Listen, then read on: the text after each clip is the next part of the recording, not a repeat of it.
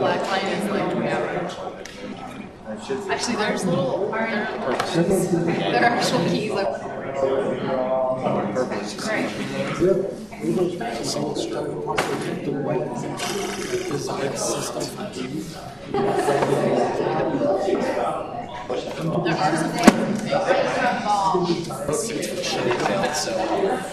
they built so hard that they like invented something.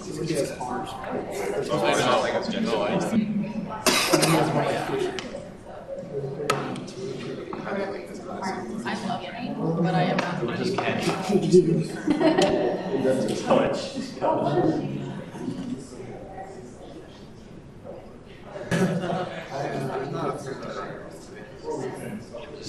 She's pretty close. Yeah.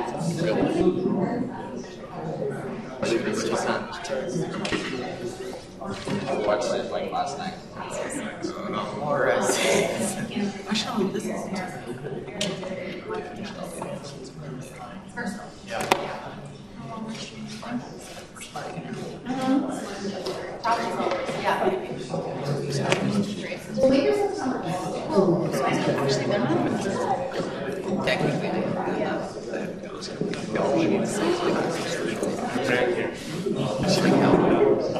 Does it get caught up in the rain or?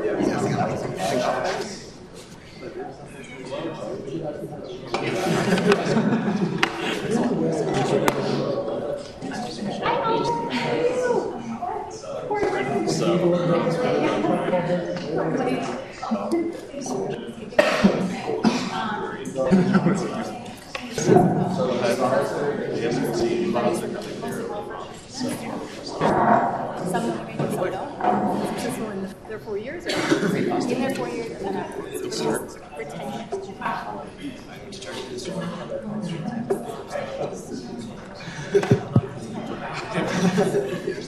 Good to go, Jarrell?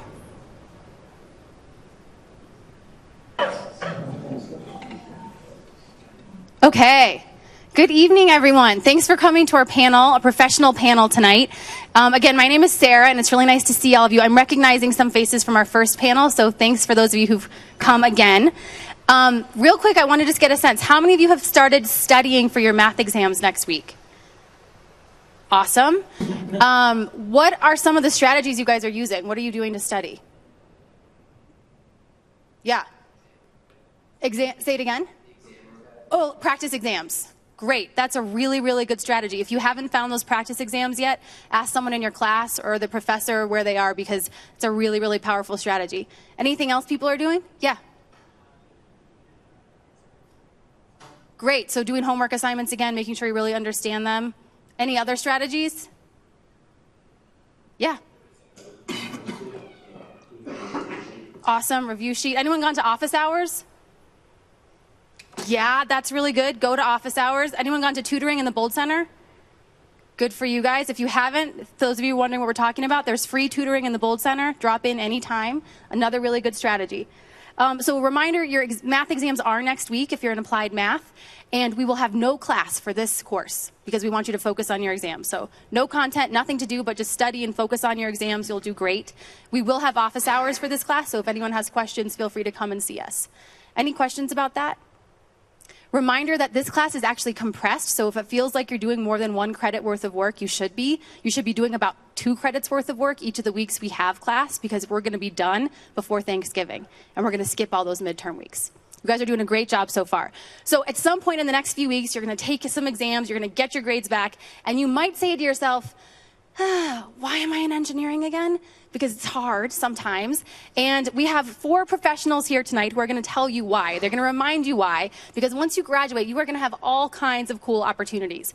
So I'm going to turn it over to our panel, and I'm going to ask them to introduce themselves, to tell you where they work and what they do, and also what they majored in college. Thanks, Sarah. Hi, I'm Melissa Sampson.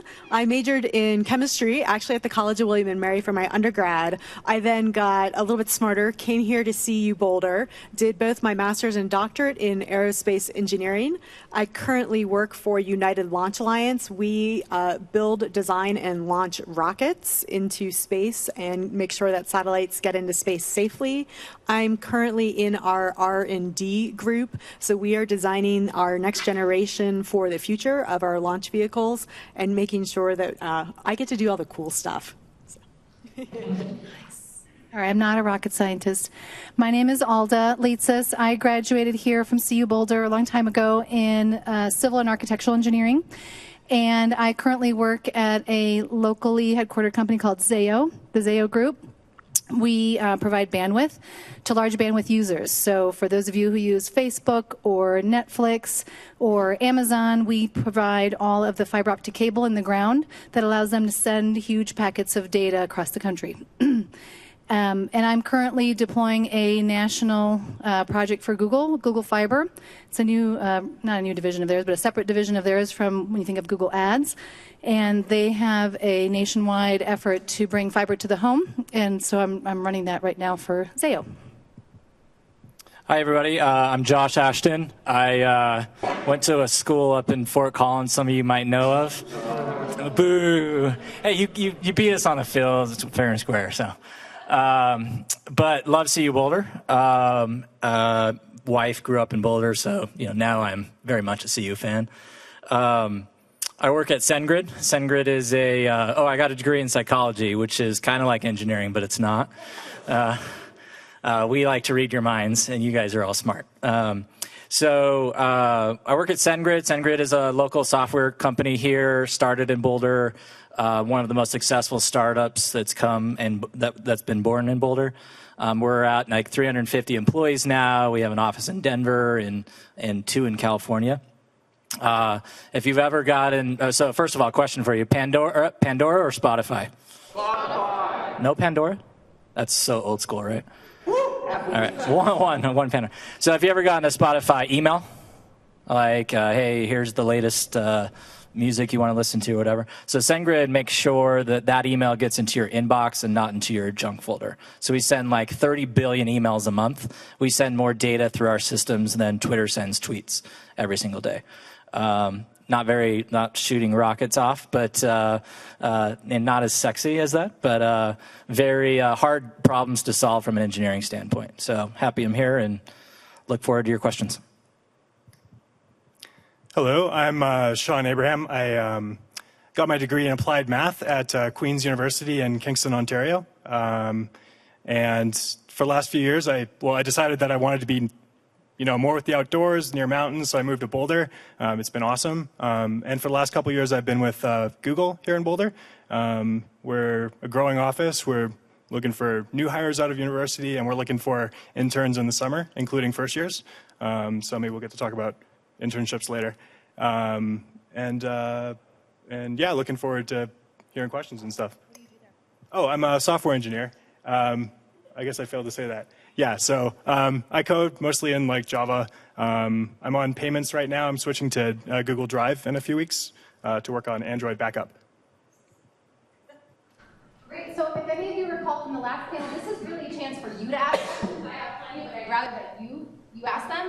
So I'll turn it over to you if anyone has any questions they want to start with. Yeah, and please say your name first if you would. Sure. I'm Jared, and I have a question for Sean. You said you're like going to switch over to Android backing up, or Google Drive backing up Android products. How long do these coding projects usually take you? How long do you get to work on them?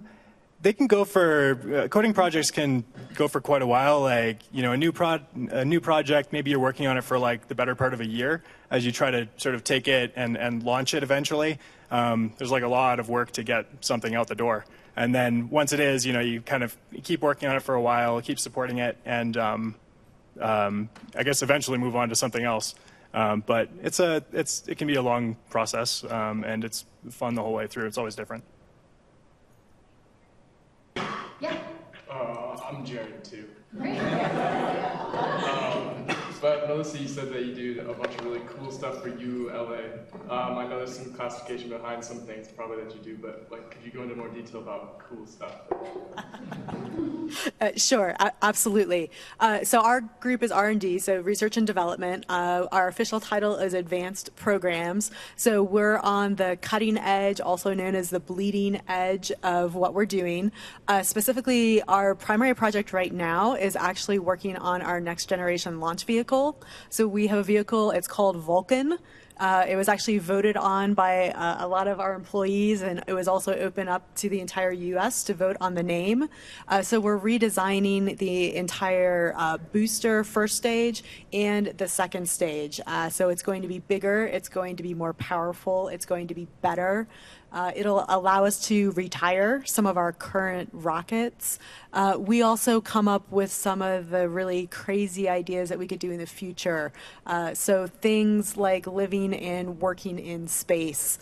Part of our CEO's vision is to have more people living and working in space. The way we would fit into that is providing transportation for people to actually get up there. Yeah, the black shirt.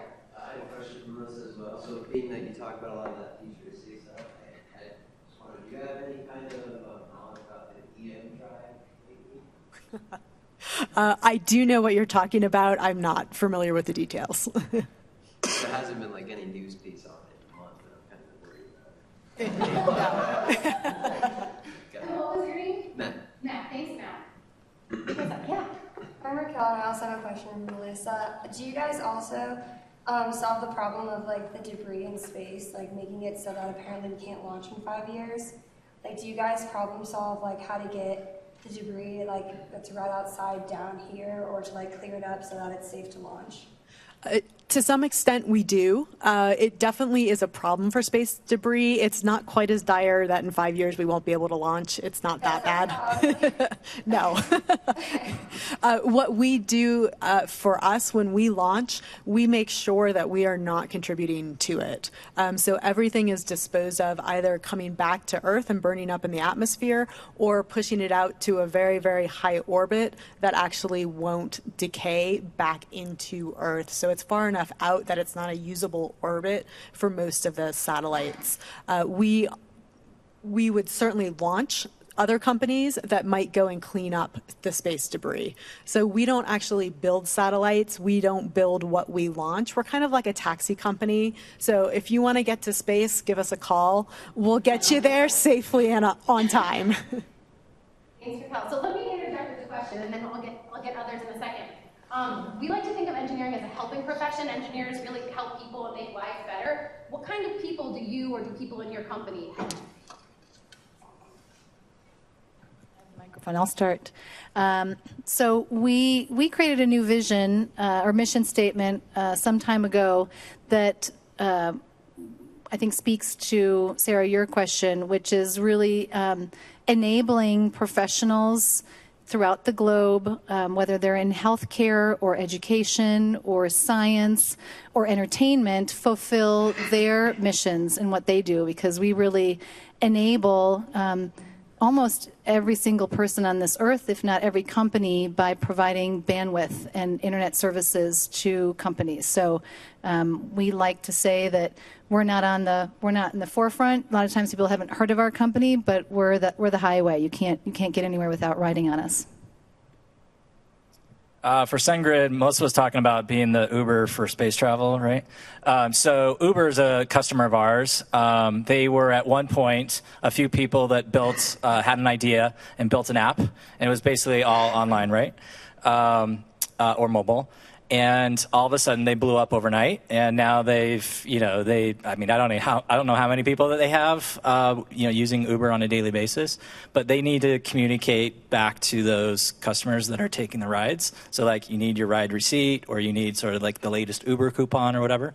So we help, originally our whole idea was we wanted to help developers that had an idea talk to their clients or their customers. So now we've sort of transitioned off, and we help marketers as well. So have companies have marketers that want to market their product. They want to get out that communication to you, to have you buy a product or something or read their newsletter. So we're helping them as well. So it's really helping a company help you stay in contact with said company. So Google's like always looking for user feedback. Like there are links on like every page of ours to provide feedback. So we're always kind of looking for new features to create. Always doing like focus groups to learn what people like and what they don't like about our products. So we try to stay pretty engaged. And Google's extremely number driven, data driven. So like we care a lot about like 30-day active users and like adoption rates and stuff. And that drives a lot of future development.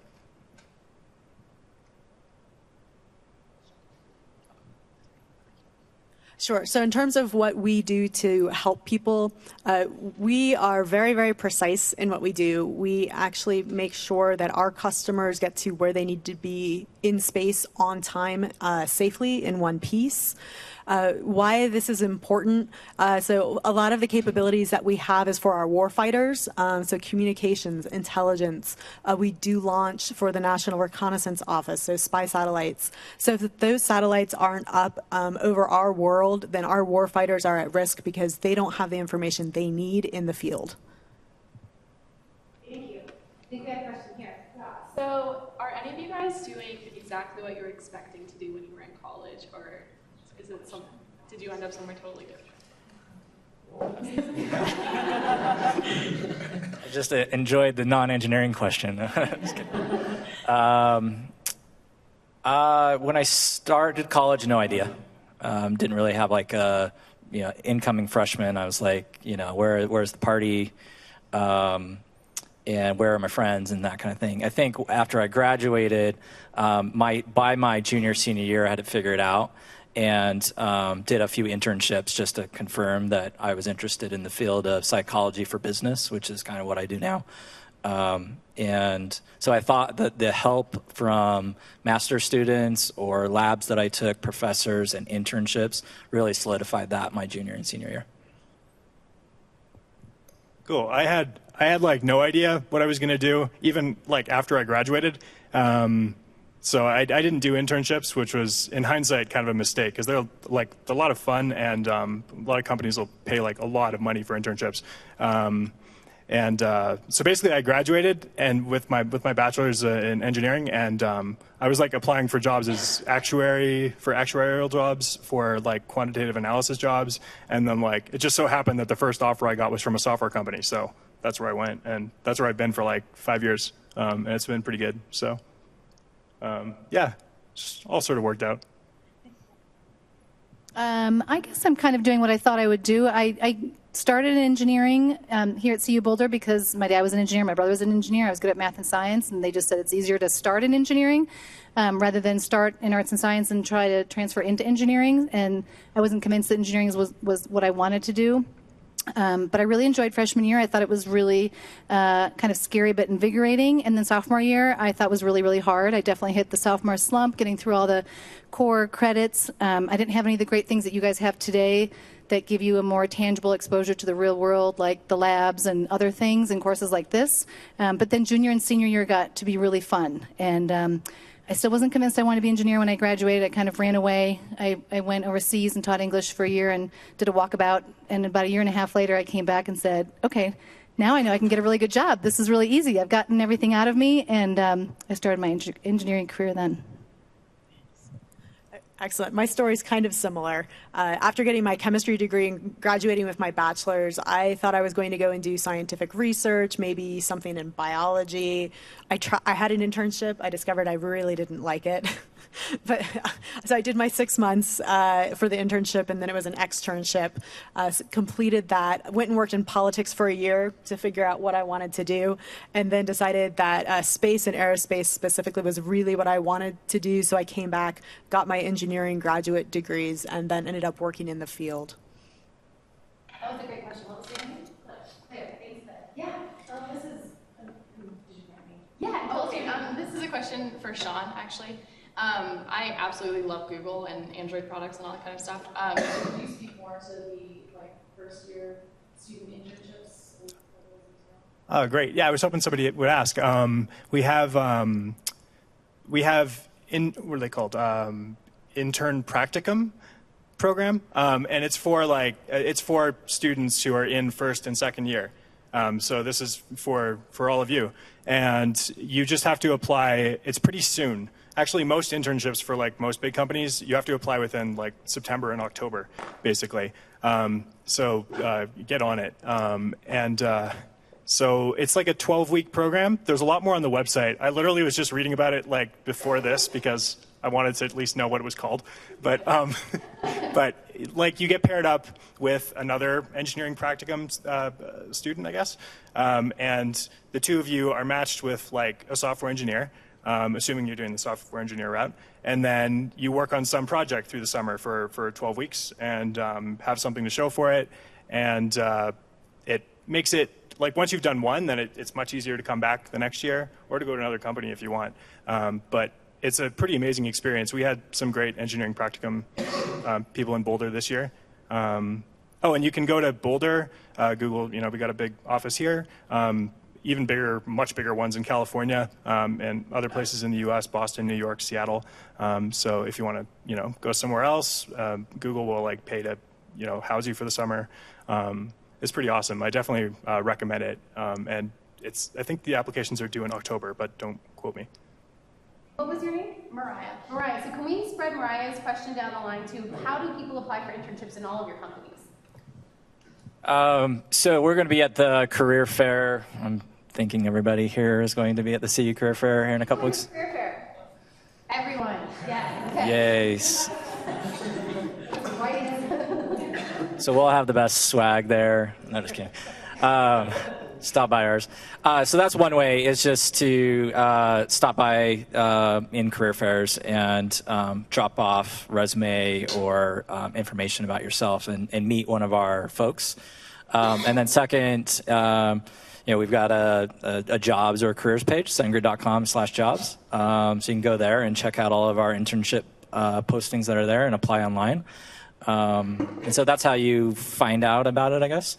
Our internship program at CENGRID is pretty common, kind of a summer program, although we're pretty flexible on when we can bring people in, if you can work part-time maybe. And then we do a lot of fun things, make it very interactive, work on like real projects, not like go get coffee, but like really make an impact, because we're a smaller company. We only have 300 employees, and so it's like, you have an answer to something, we're going to listen to you, and we're going to like call you out on it and be like, okay, go work on that if you have an answer. So, and at the end, we do kind of an internship cohort or like a program for all the students. And at the end, we give presentations in front of the entire company. So you work on your communication skills as well, talk about the projects that you worked on, and celebrate afterwards, going to a Rockies game. So I'm not sure I can beat that. For Zayo, go to www.zayo.com, and we have a place there where interns can apply. Our internship program also is selected, our interns are selected starting in the fall. I'd say we complete selections, though, all the way into the spring. And our interns this past summer were paired up with their boss, with a mentor in the company, and then also like a special interest group advocate, right? So if you're a woman, you might have somebody from the Women in Tech group join you and something like that. I think that the interns had a lot of fun this summer. They actually had to get together and do a hackathon. They had to put together all their heads and figure out something new that would improve Zayo, and they had to present it and they had to pitch it. And that was a really, I think, fun way. And I think we went to Rockies game too. So. Excellent. Our internships actually are open now for next summer. So to follow your lead, www.ulalaunch.com under careers. I will tell you our engineering internships are probably closing at the end of this week. We do select our interns very early in the year. It's also not just for engineers, HR, finance, communication. There's a lot of other things that help make our company run. We do pay, it's about a 10-week program. program. We do pay to send some of our interns to our other office locations in California or Florida, which is great because then you get to go see a rocket launch if you're in those locations. We do give you real work. It is not getting coffee, so I'm glad that you mentioned that. And our big project just for the interns is actually building a sport rocket. So last year they launched the biggest sport rocket that's ever been launched in the U.S. Yes. Just want to comment for applying for internships for any company really. Really try to focus on your resume. I've seen a lot of college students' resumes, and they're just not that strong in terms of like telling a good story about what makes you special, why a company should hire you. Don't just think of it as like a list of things you've done, but think of it as communicating to somebody else why you're cool, because you probably are. Just spend some time on that, please. And Bold does have a resume writing help workshop, I believe, coming up. You guys are teeing this up really nicely for me. So this week, as you probably know, I hope you know, if you don't know, make sure you look at your assignments, but you're supposed to be writing your resume this week. And one of the goals of this course is for all of your assignments to actually be very useful. It's not busy work, it's something that's useful. You heard that some of these internships actually close now. And when you go to the career fair, Josh and his colleagues and people are going to be looking for your resume. So you really do want to put some time into it. And to Sean's point, we want it to be thoughtful and not a list of things. So we actually have a bunch of optional resources because maybe you haven't done a resume before, and that's totally okay. This is why we're starting it in this class. Next week, the Career Center has drop-in hours, and these are all online on D2L. You can see where. But you could just bring your resume that you prepared this week, and you could show it to them, and someone from the Career Center will go through it with you and give you some coaching and advice. We've got lots of opportunities for that, so take advantage of those. You're paying for them as a student here. So work on your resume now so that you have it to apply for these things. Other questions? The blue sweatshirt, and then we'll get the person behind you. My name's Seth, and what are some ways to gain experience or strengthen your resume outside of internships? Well, I would say that doing anything that you love to do, developing any kind of passion that you have will develop you as a person, and you can always spin that into a story of why that makes you more marketable. So I know when I was studying engineering, I really wanted to study French as well. So I took all my electives in French, or in the French program. And I spent one summer in a total immersion program, 12 weeks living with another family in France. And that was just a really great exposure for me. It was not an internship, but I think it really gave me some well-roundedness. And I was thinking about a career in something more international at the time. Yeah, and I also wouldn't discredit, if you had a job in high school or if you're working in college as well, or if you're involved in just anything that's outside of your degree or whatever. Don't discredit that. There's a lot of relevant, weird sounds. All right, I think we're good. Anyway, the point is just don't tell your story, like Sean's saying, right? And don't feel like, if I had this summer job, but I thought it was really great because I learned kind of how to work better with someone, or I learned these skills about how to, teamwork skills or whatever. Don't discredit that. Talk about it, and that's, any experience you can gain is really, is worthy to talk about, right? Except you're playing video games or something at home is probably something you should leave out, but unless you created the game. I'll definitely echo that.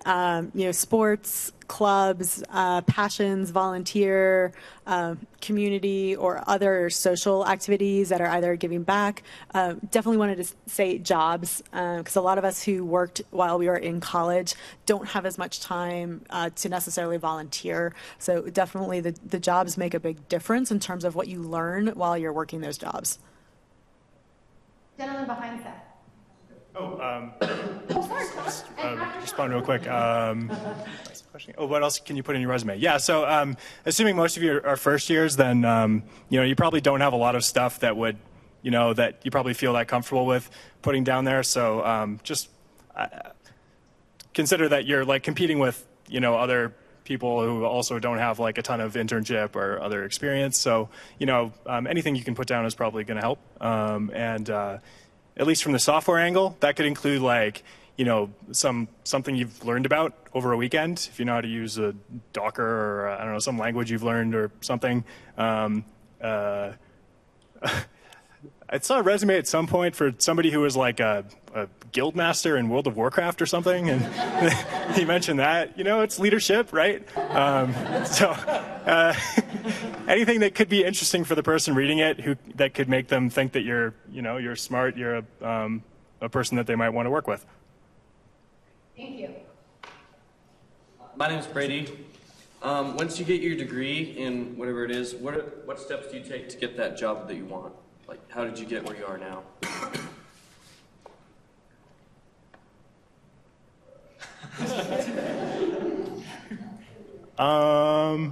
What steps did you take? I was kind of just looking to get any job. Like after undergrad, I was like unemployed for a few months, and I just felt lousy about that. And finally, I got a job, and it was in software, and then that just led to another software job, and then this one. I was just from my university's job postings page. So I applied to various things, as I mentioned, like actuarial things and like quant things and a couple of software jobs. And then one of the software things just worked out, and I liked being in software, and I've just continued with that, and I'll keep doing it as long as it feels right. So sort of didn't really architect it very much, but it's all okay. So Boulder has Boulder Startup Week, and I'm a little biased because we are ex-startup, now we're a little bit bigger. But point is, go out, get out into the community. It is still about it's about who you know. It's still about that. So go out and network and shake hands and talk to people and just ask for help. I mean, people will want to help you. The university is here for you to go out and be successful. So if you're not taking advantage of every single resource here at the university or out in the community and getting active out there, then you're up against the hill there. So. I got my first job after my walkabout from my professor. So when I returned from my walkabout, I sent an email to my professor and I said, hey, I'm back. I got all my, things I needed to get out of me, and I'm ready to work. And he said, wow, what a coincidence. We just got this job offer posting from a company in Berkeley, California, and you'd be perfect. And my father was like abhorred. He's like, I can't believe someone would hire you after what you've done. But I reached out, to Josh's point. And I'll also say I work here with the Bold Center, and I was just here at an event a couple months ago as seniors were graduating, and a woman came up to me. We just started talking, and she was talking about how she's passionate about bio-waste. And I said, oh, my God, my husband works for a startup in bio-waste, and she just started working for them last week. So tell people what you want to do, and people will connect you because people want to help you. The way I got mine, a lot of resumes, a lot of cover letters, a lot of interviews. It definitely is about who you know. Be vocal about what you want to do, whether it's an internship or a job or just something that you want to get involved with, because you never know who you might be talking to, who has the connections that you need. But the resume continues to be important from this day forward. And I got a lot of help here before I went into my job search, and it was definitely successful. If you really want a job, just stay in engineering, because we are all very desperate for you 4 years from now. Seriously, stay in engineering. Not saying that anything's wrong with any other degree, but the shortage for really, really great tech people is really tight right now. I mean, it's small. So we will give you a job at the end of your 4 years. No doubt, if you have an engineering degree, you will find something. Period.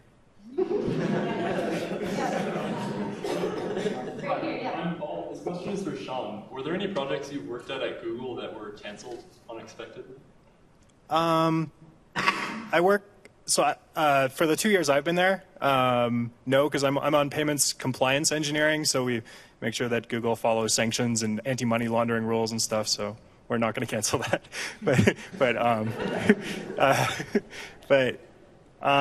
I guess I've seen projects canceled, and it happens. It's sad. The teams are sad when it happens, but they can, there's always like headcount internally, so you can just move on to something else. Yeah, I've seen like projects shift, like, you know, you're closing down some division in Australia and moving the jobs to the U.S. and, you know, some people may move, some may not. But people, I don't think we've really had layoffs like ever, as far as I know. So there's always room for people inside the company and always new things going on. So hopefully this doesn't come across as like a negative question. It's not supposed to be, but is there anything you would have done differently with your career path? Is there anything you would have gone more directly into, or maybe you'd like everything and just tell me that? But, yeah. I would have taken more engineering courses. No, seriously though, like everybody in our, like if you work for a technical company, no matter what you do, Google to launching satellites to making sure we're all connected to networks, it's really helpful if you have an aptitude, like either math background, analytics background, engineering background, it doesn't matter. If you're coming out of aerospace engineering, you're really smart, and you're open to working in different environments like software, we'll hire you. So I looking back, I would have taken more technical courses and more science-based or math-based courses because it would help me in my job trying to recruit you guys, as well as just be smart in the room when we're talking about something technical, right? So. I think the right answer to that question is never regret your path, because your path is what gets you to where you are today, right? So I can look back and say, okay, yeah, I spent my first kind of 10 years post-college in engineering, and I didn't love it, and it took me a long time to kind of admit that I didn't love it and start to follow the path that I really liked, and I started taking business courses at night and ended up getting my MBA, and now I'm at a place that I love, which is that intersection of business and technical stuff, and my technical background plays so well and so strong. Would I regret, like, sometimes I think, oh, I should have just gone back and done the MBA earlier, but I think I really would have missed out on having a pretty decent engineering career before that, and there was something about it that I really loved, and so I always think, well, it makes me what I am today, which is a little bit skewed more towards technical than business, and again, it's just kind of a reflection of who I am, and that can be very helpful in my job.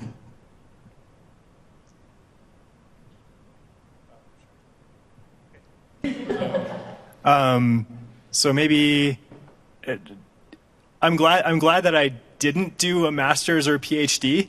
I don't know if that doesn't exactly answer your question, but in undergrad, maybe specifically like towards fourth year, all your profs are going to be like telling you like, oh, academia, it's the best, and they're going to try to get you to, stay for like another 5 years or something. And I really think that's not for everyone. I was almost talked into it, but I'm kind of happy with where I've ended up, and having seen people who've gone on to the PhD route, some people really like it, really like the research, but like it's just a very different lifestyle. And I don't think in the software industry, at least, it doesn't really help that much for most careers because there's so much demand for people.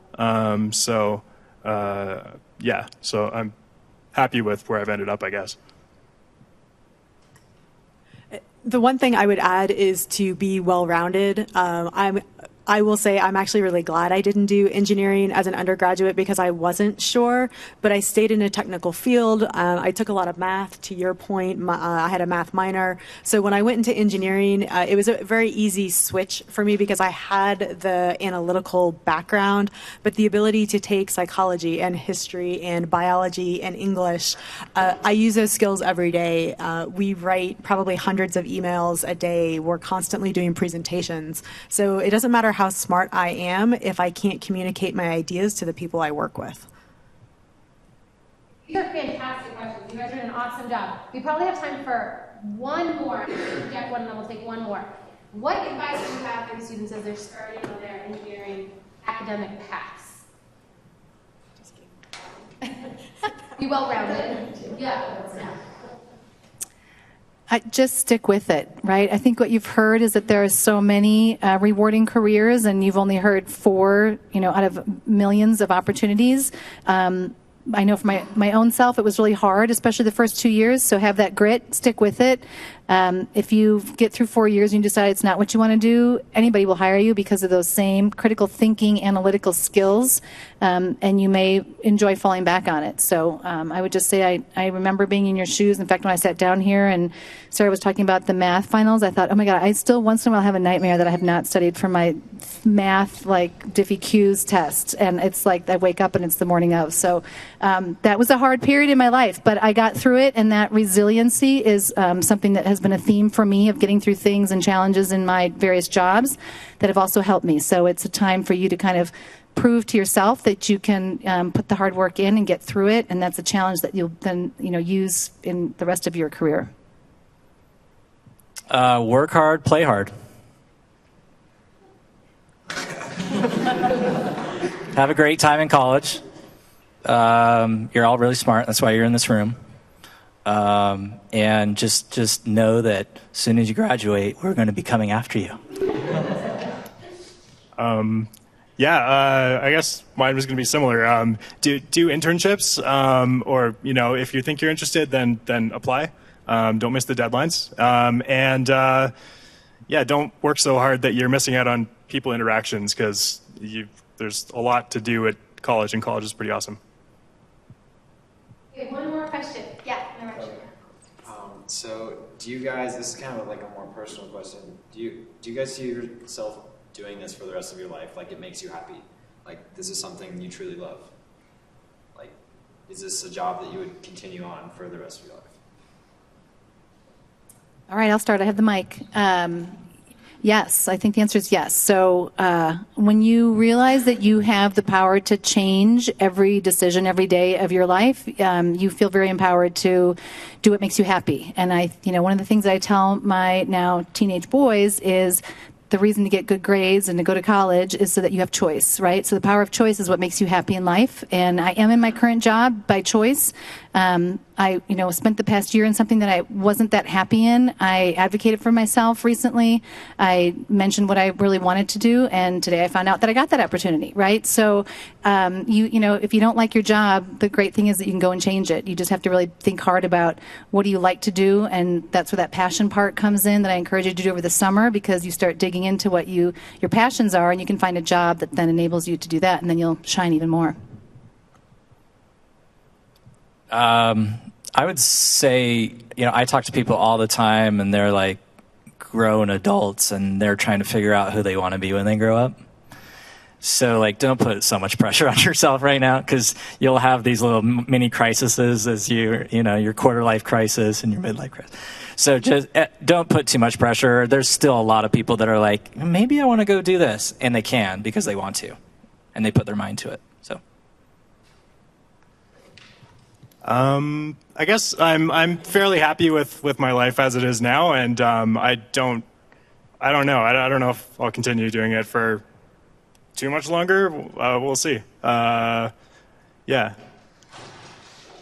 don't know where I'm going with that, but it's hard to say. I don't like planning that far in the future. I don't think there's much value in it. So.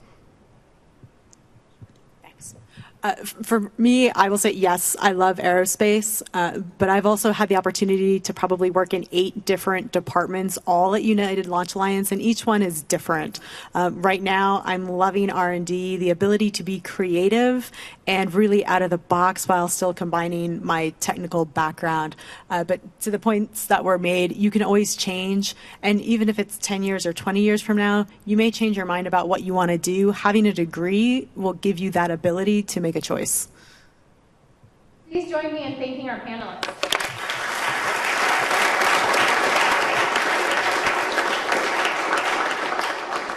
Thank you all for coming tonight. I'm sure there might be a few minutes if you have any specific questions for our panelists. You could probably ask them afterwards. I want to thank you for your active participation, for being here on time. I have a few little things for Madeline, Bruce, Raquel, Mariah, and Seth. Come see me. The rest of you have a great night, and good luck on your exams.